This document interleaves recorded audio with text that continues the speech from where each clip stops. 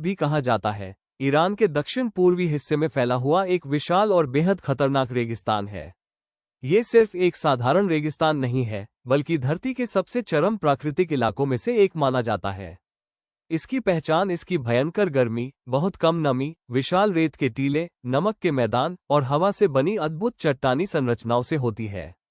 यही वजह है कि लूट डेजर्ट को दुनिया के सबसे अनोखे और सबसे रहस्यमय रेगिस्तानों में गिना जाता है। यूनेस्को ने भी इसकी इसी अनोखी प्राकृतिक बनावट और भूवैज्ञानिक महत्व को देखते हुए 2016 में इसे वर्ल्ड हेरिटेज साइट घोषित किया। UNESCO world heritage centre zone 1। अगर इसकी हिस्ट्री की बात करें तो लूट डेजर्ट की कहानी इंसानों से भी बहुत पहले शुरू होती है। लाखों साल पहले जब धरती की सतह बदल रही थी, पहाड़ बन रहे थे, नदियां अपना रास्ता बदल रही थी और जलवायु लगातार बदल रही थी, उसी समय ईरान के इस हिस्से में भी एक बड़ा अंदरूनी बेसिन बनना शुरू हुआ। यह ऐसा भूभाग था जहां पानी जमा तो हो सकता था, लेकिन बाहर समुद्र तक आसानी से नहीं पहुंच पाता था। चारों ओर पहाड़ होने के कारण यह इलाका रेन शैडो में आ गया, यानी नमी वाले बादल पहाड़ों तक ही सीमित रह गए और अंदर का भाग बहुत सूखा होता चला गया। धीरे धीरे यहां बारिश कम होती गई, पानी के स्रोत सूखते गए और यह इलाका एक विशाल हाइपर एरिड डेजर्ट यानी अत्यधिक शुष्क रेगिस्तान में बदल गया। हजारों और लाखों वर्षों तक इस क्षेत्र पर तेज गर्म हवाएं, रेत के तूफान और कड़ी धूप काम करती रहीं। इसी वजह से लूट डेजर्ट की सतह पर अलग अलग तरह के भू आकार बने। कहीं रेत के ऊंचे ऊंचे टीले बने, कहीं नमक से भरे मैदान तैयार हुए और कहीं हवा ने मिट्टी और चट्टानों को काटकर लंबी लंबी दीवारों जैसी संरचनाएं बना दी। इन्हें याडांग, याडैंग या स्थानीय तौर पर कलुट कहा जाता है। लूट डेजर्ट की यही कलुट संरचनाएं इसे दुनिया के सबसे खास रेगिस्तानों में शामिल करती है। यूनेस्को के अनुसार लूट में दुनिया के बेहतरीन एओलियन याडांग लैंडफॉर्म्स पाए जाते हैं, यानी हवा से कटकर बनी हुई विशाल प्राकृतिक आकृतियां। UNESCO world heritage centre zone 1। अगर इंसानी हिस्ट्री की बात करें तो लूट डेजर्ट का अंदरूनी हिस्सा हमेशा से बहुत कठिन रहा है। यहाँ पानी लगभग नहीं के बराबर है, गर्मी जानलेवा है और कई हिस्सों में जीवन टिक पाना लगभग असंभव है।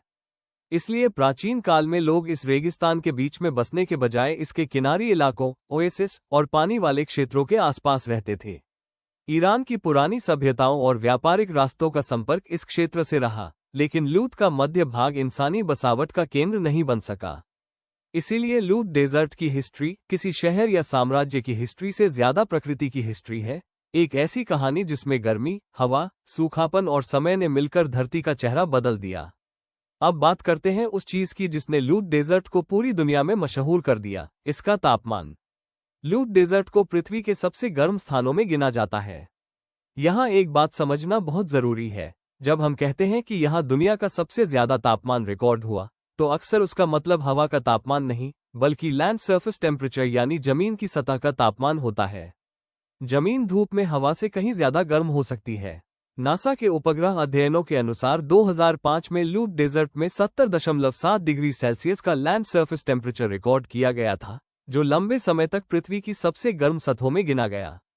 बाद में 2002-2019 के मोडस डेटा पर आधारित एक विश्लेषण में लूट डेजर्ट और मैक्सिको के सोनोरिन डेजर्ट दोनों में 80.8 डिग्री सेल्सियस तक लैंड सरफेस टेम्परेचर दर्ज होने की बात सामने आई। यानी जमीन की सतह इतनी गर्म हो सकती है। लूट डेजर्ट का आकार भी काफी बड़ा है। नासा और ब्रिटानिका के अनुसार ये लगभग 480 किलोमीटर लंबा और 320 किलोमीटर चौड़ा माना जाता है। यूनेस्को का जो विश्व धरोहर क्षेत्र है, उसका क्षेत्रफल लगभग 22,78,015 हेक्टेयर है। ये रेगिस्तान मुख्य रूप से कर्मन, सिस्टन एंड बलूचिस्तान और साउथ खोरासान प्रांतों के हिस्सों में फैला है। UNESCO world heritage centre zone 2। अब इसके भू आकृतियों की बात करें तो लूट डेजर्ट एक जैसा नहीं है। इसके कई अलग अलग रूप हैं। पश्चिमी भाग में हवा से कटे हुए याडांग और कलूट मिलते हैं। ये ऐसे दिखते हैं जैसे किसी प्राचीन शहर के खंडहर हों, जबकि वास्तव में ये सिर्फ हवा और समय की बनाई हुई प्राकृतिक संरचनाएं हैं। पूर्वी और दक्षिणी हिस्सों में विशाल रेत के टीले मिलते हैं। नासा के अनुसार यहाँ कुछ टीले 470 मीटर तक ऊंचे हो सकते हैं, जो दुनिया के सबसे ऊंचे टीलों में गिने जाते हैं।